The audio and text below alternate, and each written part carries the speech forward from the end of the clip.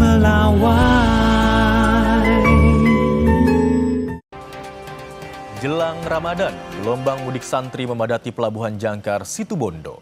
Akibat kapal didominasi santri, puluhan calon penumpang lainnya tujuan Sapudi tidak kebagian tiket. Suasana Pelabuhan Jangkar di Situbondo, Jawa Timur terlihat padat. Antrean di depan dermaga saat calon penumpang menunggu proses keberangkatan kapal Dharma Kartika menuju Pulau Sapudi.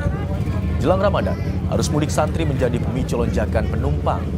Dengan kapasitas maksimal 240 orang, 170 santri diprioritaskan. Akibatnya, puluhan calon penumpang lain kecewa tak kebagian tiket. Ya itulah karena berangkat sama santri.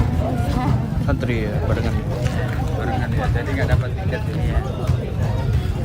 Nanti gimana nih solusinya? Nunggu kapan? Ya nunggu hari Rabu ya. Nunggu hari Rabu? Iya. Nanti tertunda ya. Penumpang yang nggak kebagian tiket ya istilahnya ya menunggu pelayaran berikutnya atau gimana, karena memang untuk jumlah untuk penumpang sudah kita tentukan dari pengajuan dari pihak pelayaran dan disetujui oleh KSOP, dan ASDP membuka sesuai dengan apa yang sudah disetujui untuk masalah tiket.